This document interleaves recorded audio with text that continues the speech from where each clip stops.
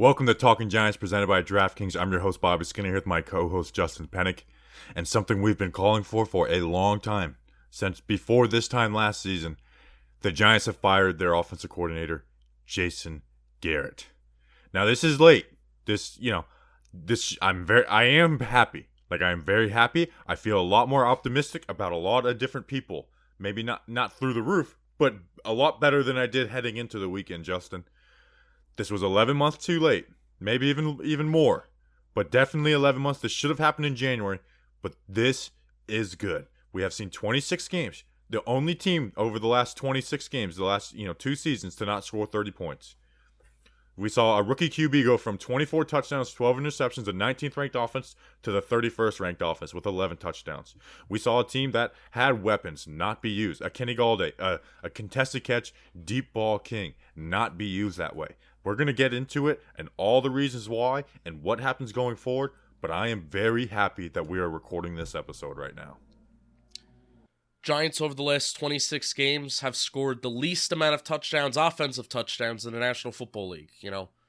That's less than everybody likes to clown on Washington for their quarterback situation. Everybody loves to clown on the Jets. Jaguars, less than all those teams. Bottom of the Detroit Lions.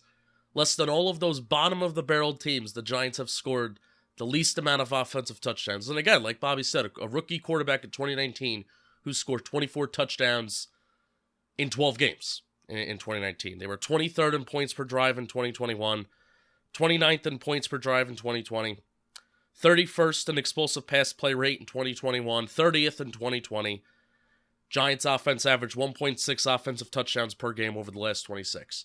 We are going to remember the Jason Garrett era, and Jason Garrett as an offensive play caller, as one of the worst 2 offensive seasons in team history. And the Giants have had some bad offensive seasons, but especially for it being 2021 and scoring around 1.5 offensive touchdowns per game over 2 seasons, we are going to remember this as one of the worst offensive spans in franchise history. Justin, I think the worst, because in the moment, and this is the way fandom goes, you're always, picking at, I can't, it's you don't like what's in front of you unless it's going really good. So, Kevin Gilbride, who they won 2 Super Bowls with their offensive coordinator, they fired him. People, he got a nickname called Kill Drive. I like Kevin Gilbride. So there's always going to be overreactions to the offensive coordinator, the head coach, the defensive coordinator while they're here. And then a couple years down the road, it's like, he maybe wasn't that bad. You even get that with Ben McAdoo. Pat Shurmur. Pat Shurmur's play calling sucks. I actually thought he was a pretty decent play caller. Kevin Gilbride, all those guys. This guy, Jason Garrett, I'm telling you, it's not an overreaction.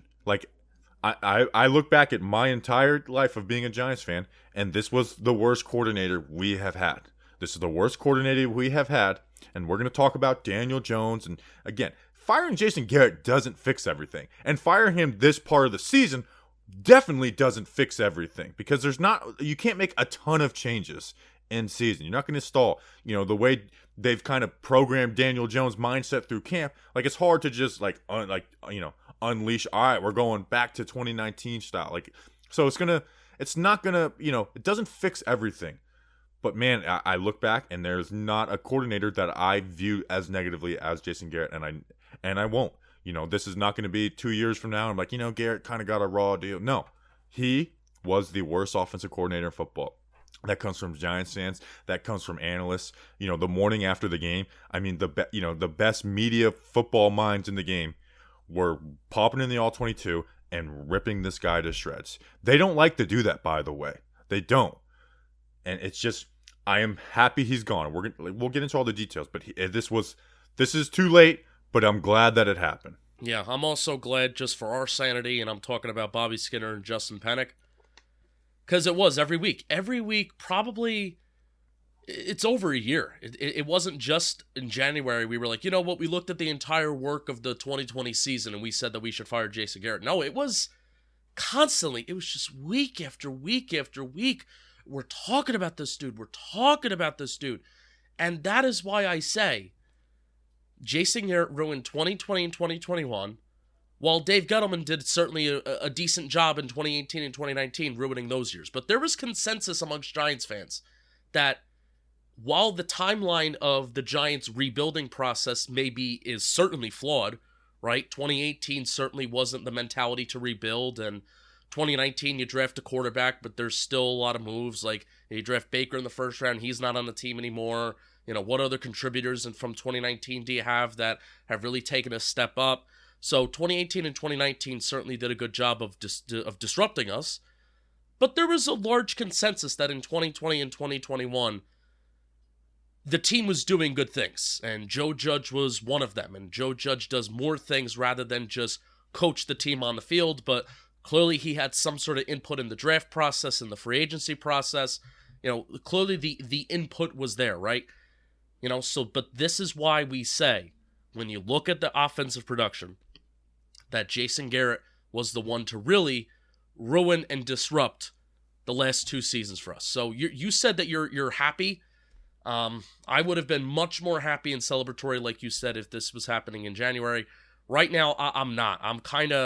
My brain right now is kind of just in a mode of there is still ball games left to be played this season, not for the purposes of winning and losing games, like, the Giants are making the playoffs, but because right now, the future of Joe Judge looks like he is here next year. If the season ended right now, Joe Judge is here next year. So there is still a lot of things that we need to figure out about Joe Judge, his philosophy, the way that he goes about scoring points, and the future of this team. There are still a lot of things that need to be figured out. So that's where my brain is. But I'm also just pissed and sad that this guy was allowed to disrupt this team for the last 2 years in Jason Garrett. Well, let's talk about, Joe, because this was Joe Judge's decision, and that press conference last night was the first time where it was the first time where we thought Jason Garrett was going to be fired, not based off of just hope because we wanted him fired, where it's like these are times where it would have made sense, like January. Like there was no inkling that he was going to be fired in January. We're just like, it's the end of the season. That's when guys get fired. He should be fired, but they didn't. Joe Judge, this is the second year in a row he fires Jason Garrett or one of his guys in Colombo mid-season, and we'll talk about it. But I will say, this very well could be Joe Judge scapegoating, and this offense may be just as much Joe Judge's as Jason Garrett. Now, there's things that give me some hope that it's not fully, but there's definitely, like, Joe Judge has shown to be a conservative type coach with some of his other decisions where it's like, okay, maybe how much input does he have in the offense? We'll talk about how Freddie Kitchens called a game versus Cleveland and how that might give us some positive light. But it may be a scapegoat. But Justin, if the next 6 games are different, and I'm not just talking about how they produce, because even if Jason Garrett was here, the next 6 games were teams where they could have scored some offensive points. But if they're doing it differently, where they are attacking downfield, where they're creating big plays, and they're not, grinding out type games and winning, like that is what gives me hope, and that's what will get me back on Joe Judge. Like Joe Judge has bought we're on Friday. If you ask us, like, should we fire Joe Judge? It was like, yeah, I think we do because of the offensive system, the main thing. Now I'm at TBD.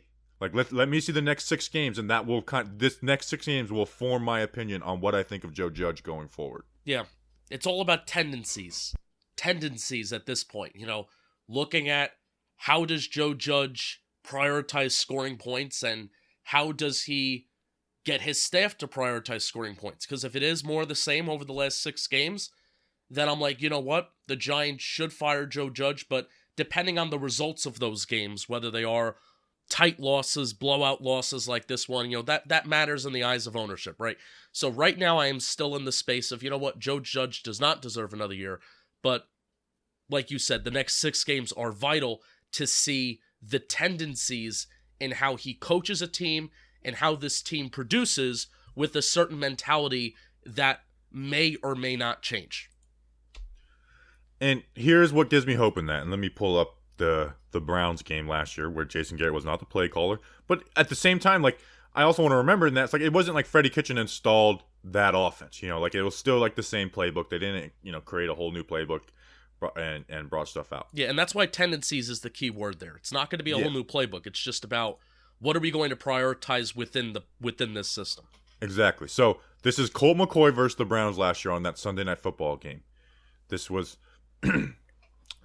And I every game I chart plays that have two routes that that are designed to go 15 plus yards, and plays that have one or less of 15 plus yards.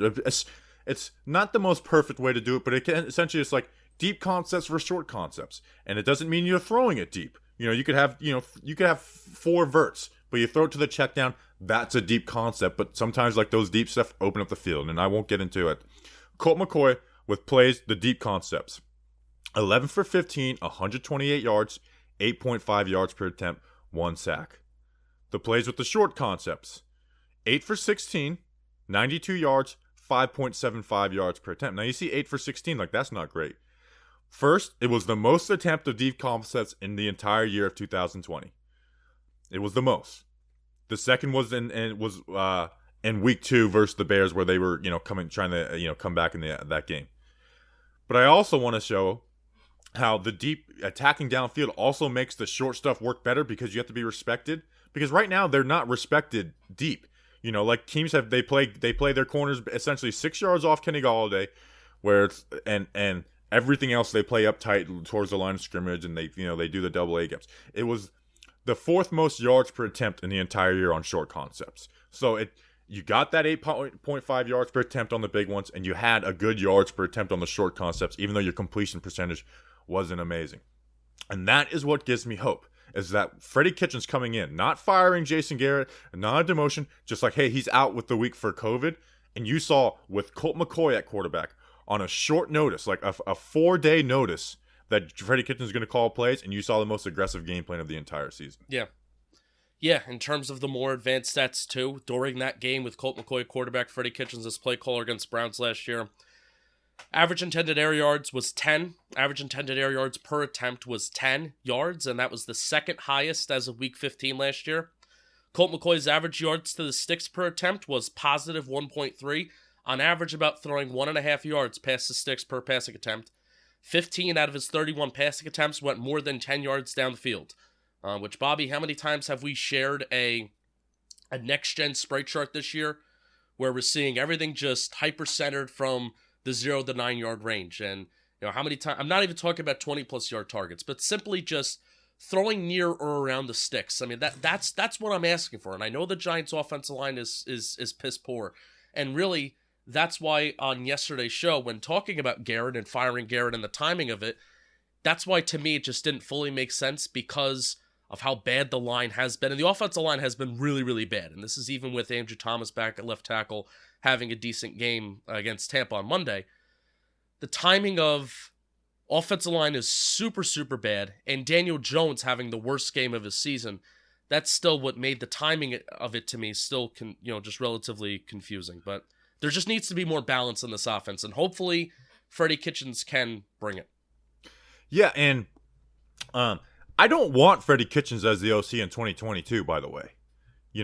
But it's what I do want is what Jason Garrett didn't do. Where Jason Garrett ran isolation routes that came back that didn't breed yak, these max cutting the field in half on big downs, where Freddie Kitchens is at least going to do some basic stuff, pitting guys in conflict, moving guys downfield, which means there's going to be more blown coverages and more wide open easy throws, which is like we never have had that. You watch other teams play offense and you're like, wow, they just didn't cover that well. Well, when you don't test them down the field vertically, you don't give the defenses an opportunity to screw up those type of plays. So those are the things we're looking for.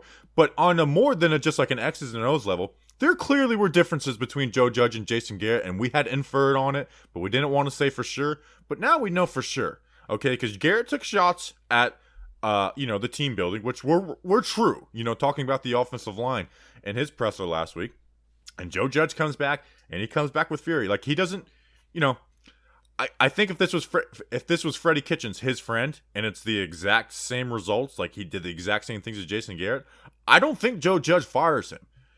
So there clearly was some differences of opinion. I'm not going to speculate on how the hiring process worked. I'm not going to go out and say, oh, it was John Mara. I'm not. Okay, until John Mara says he did that, I'm just going to assume that it was Joe Judge who made that hire. But there clearly was differences, and it took too long for those differences to splinter this relationship. Yeah. Where we saw him and Patrick Graham work together, go to the Senior Bowl together, clearly talk glowing about each other.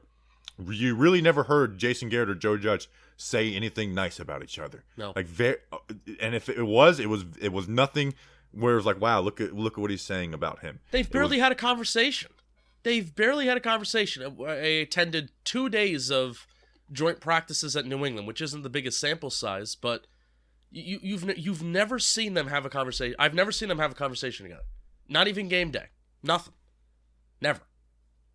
There's more writing on the wall, and there's more evidence to say that Jason Garrett is not Joe Judge's first choice and preference, but just not a Joe Judge guy than not. Point blank. Yeah.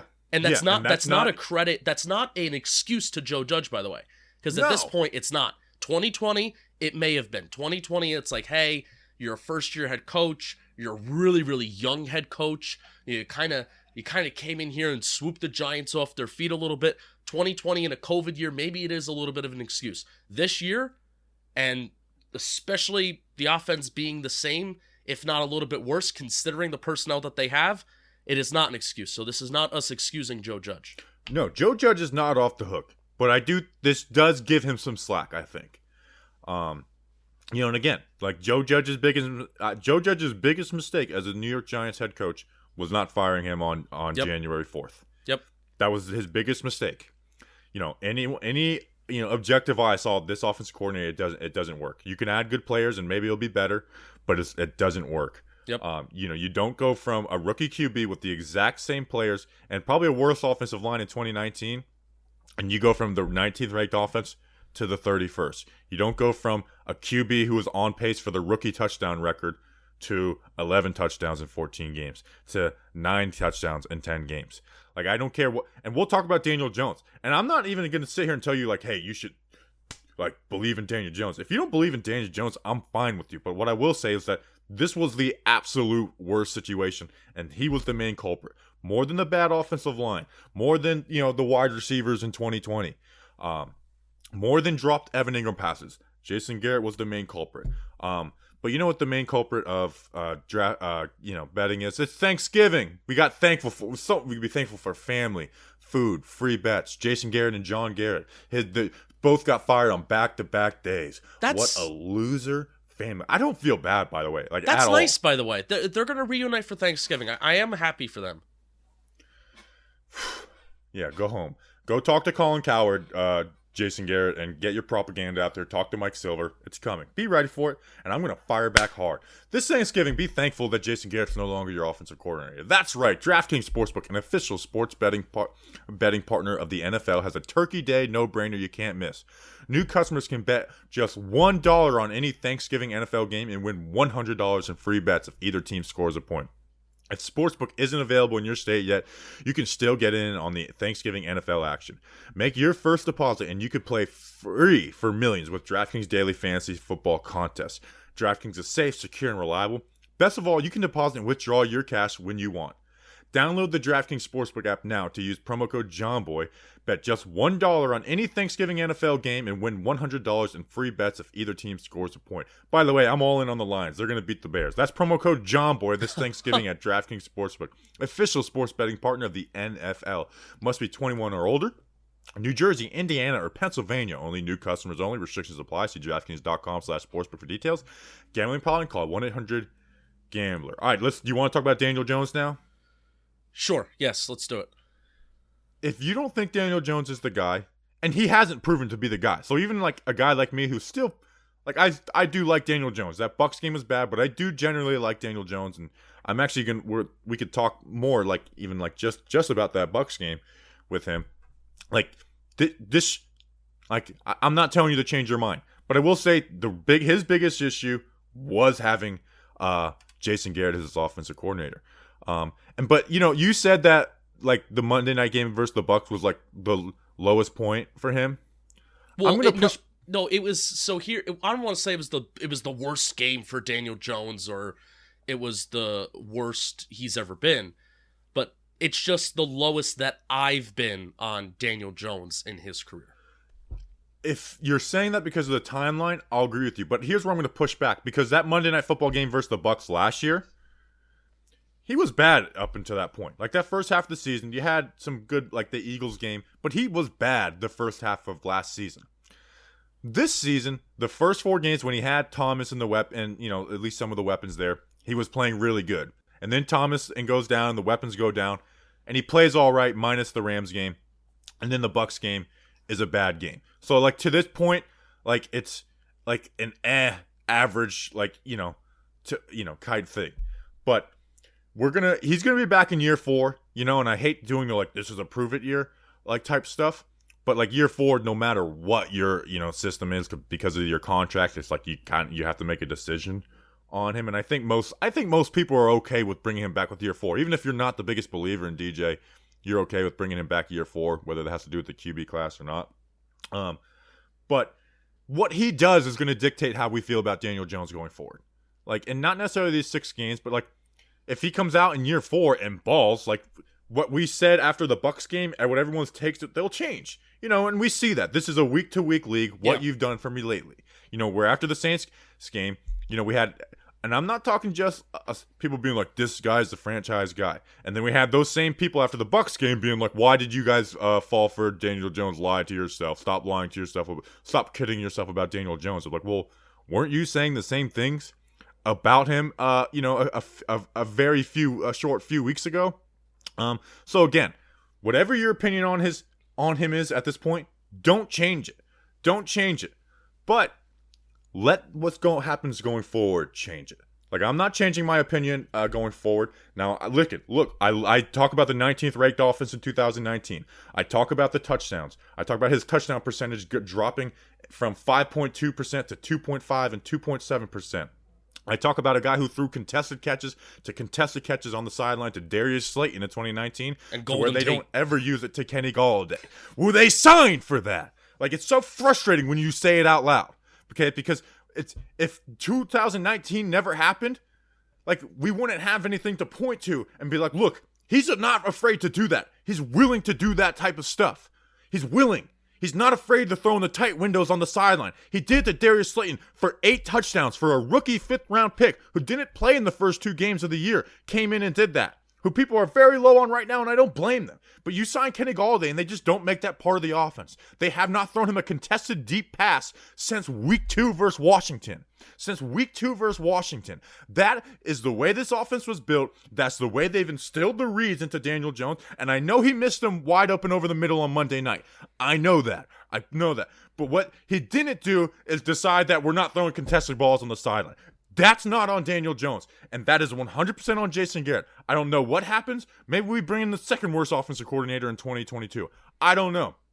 But what we have seen hasn't been fully him. And honestly, it's way bigger than the bad O-line. I could deal with the bad O-line. We had a bad O-line in 2019. I can deal with bad wide receivers more than I can deal with the bad O-line, even though they have a good wide receiver core right now.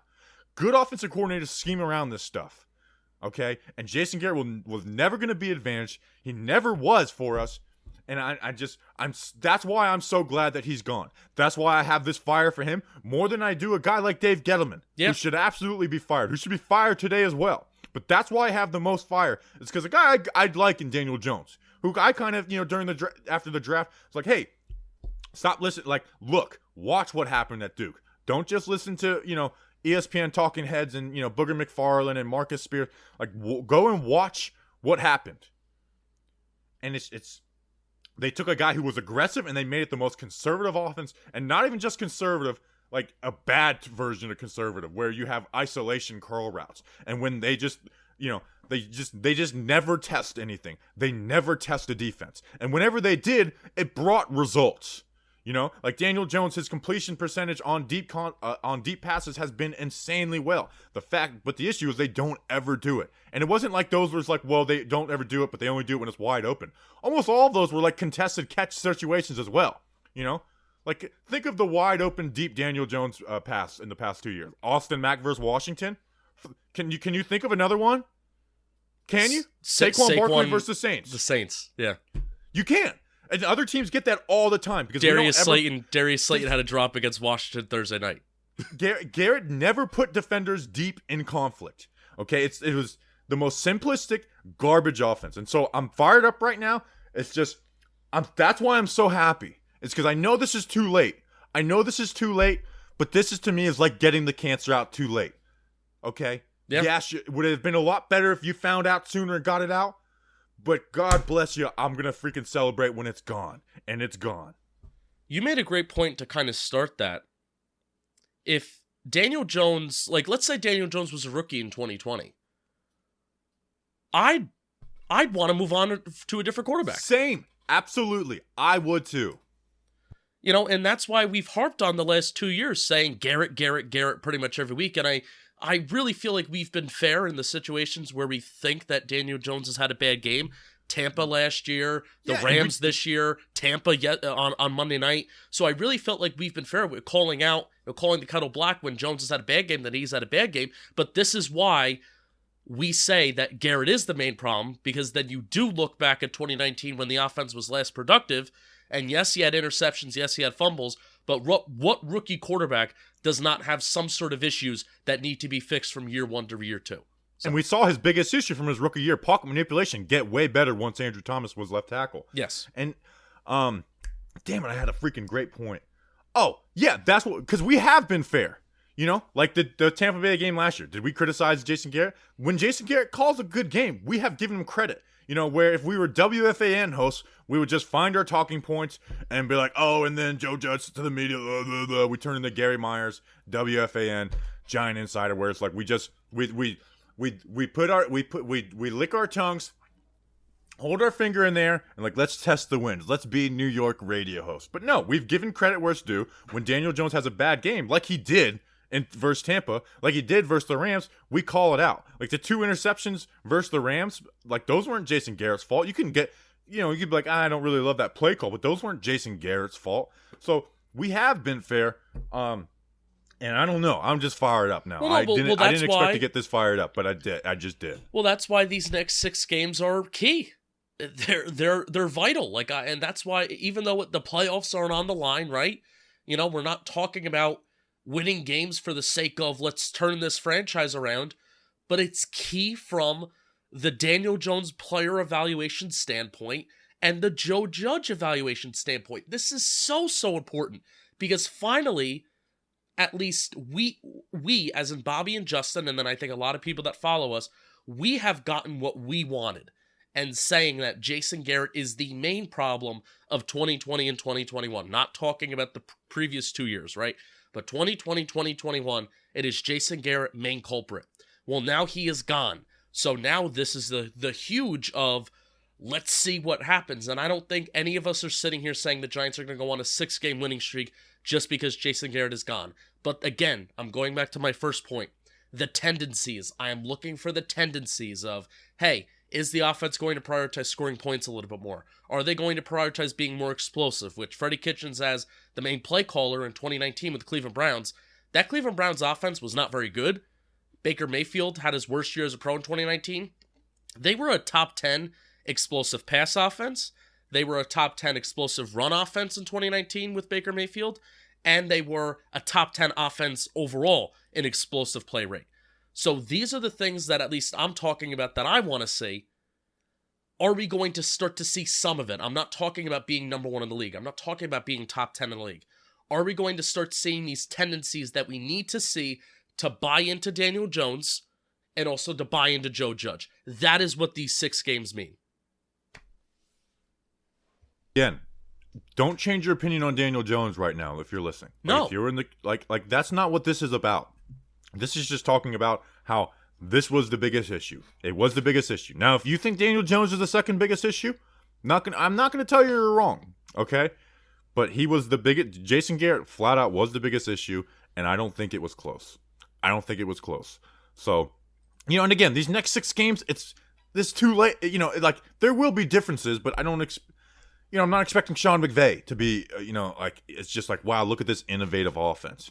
You know. But I do expect some simple stuff where we're putting guys deep in conflict, running more downfield concepts, not having fourth downs with Colin Johnson, Chris Myriak, Matt Parrott, Evan Ingram, and Saquon Barkley as eligible receivers. Yeah. That's, that type of stuff. So, again, don't change your opinion on any player on this team. But at the same time, I think that some of your opinions will change going forward.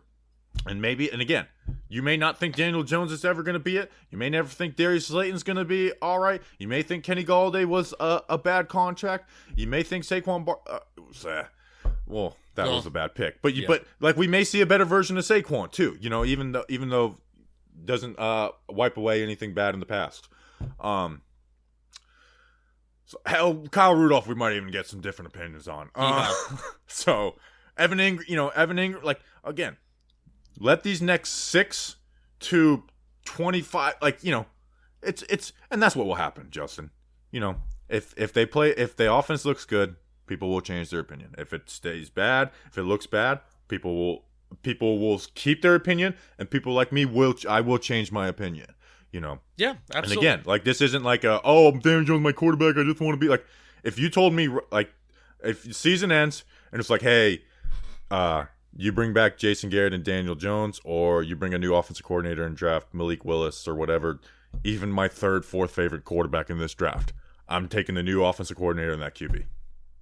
Because look at what a guy like Jalen Hurts does when Nick Sirianni schemes up stuff. It's like, yeah, are they a great team? The Eagles? No.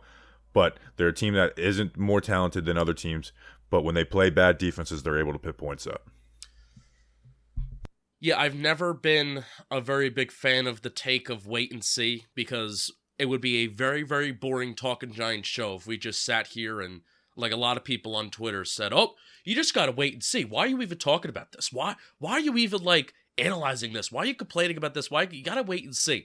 I'm never a big fan of that take, but there's never been more of a time that I am a huge wait and see guy, because really it's Jones and Judge, My take on Joe Judge week 18, depending on how the tendencies of this offense looks from now to the end of the season, I could go from saying whispers like I am right now, I think Joe Judge is going to stay, to week 18, I may be like, well, I don't care whether they want Joe Judge to stay or not. Joe Judge has to go. So that may change. And then, the same thing with the opinion of Daniel Jones. That may change too. So it kind of, my final point, even though I don't think we're going to wrap up right now, ad. I know I have an ad to read.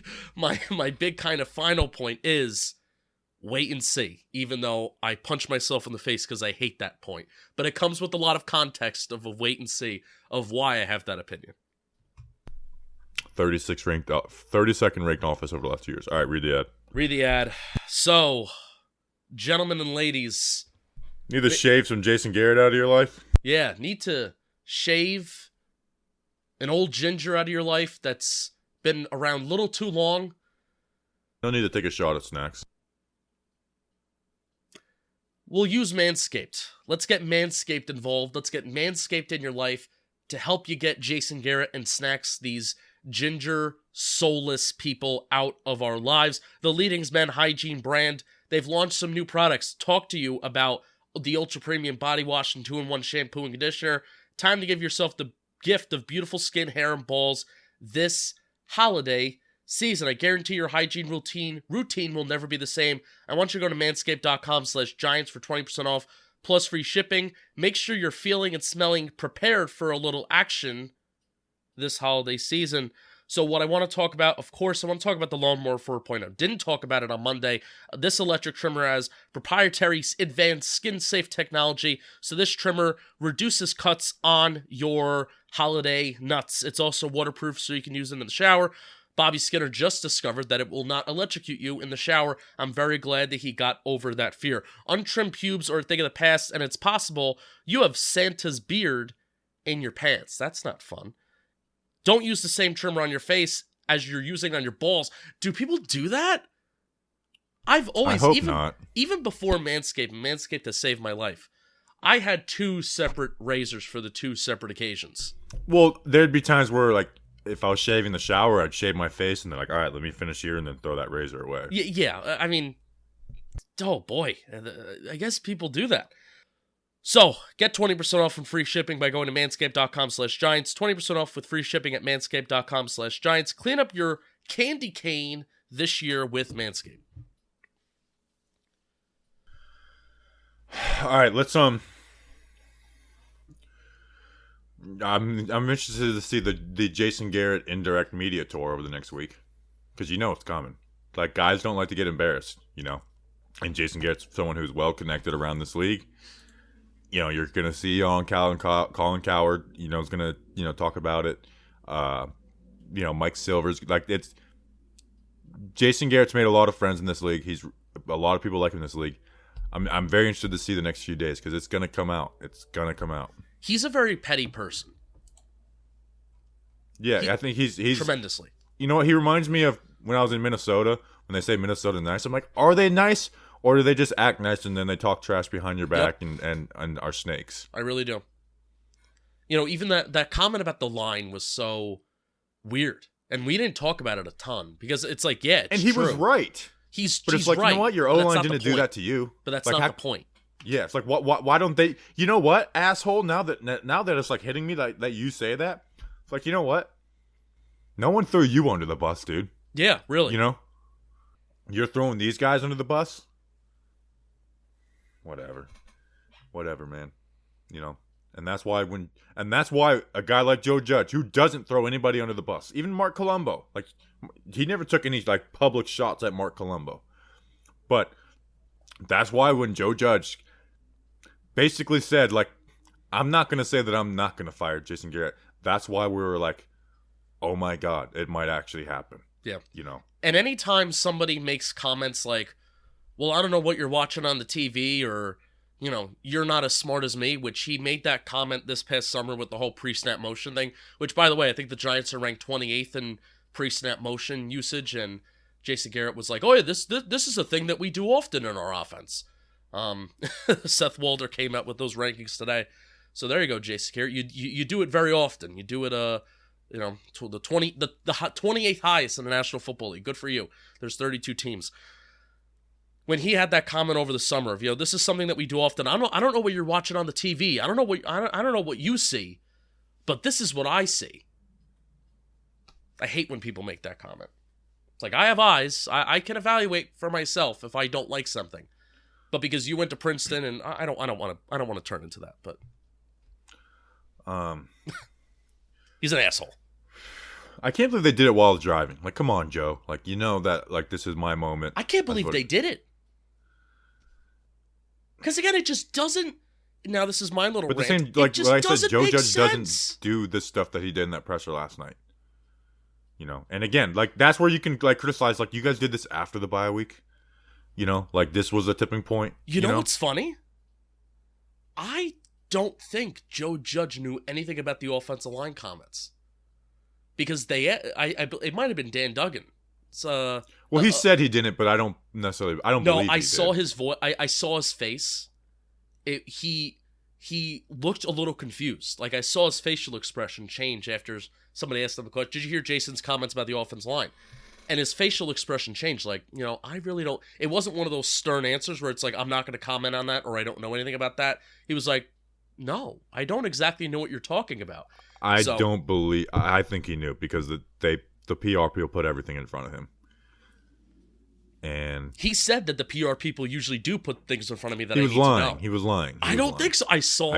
I was watching it, and I saw the facial expression. I'm about 90, but that also could be like a I'm lying face. Like, did you see his facial, expression when, they asked him like, oh, is the Troy Aikman comments bulletin board material? And he's like, we don't, no. He's like, we don't even have bulletin boards. Like, when we knew for a fact from players, like, yeah, no, they're talking about it in the locker room. Well, that may be a difference between, I think players like that stuff versus coaches will let the players just be about that. No, but Joe Judge was doing it too. Oh, okay.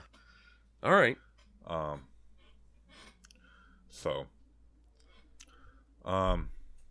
right. So I guess we can head out. So schedule change.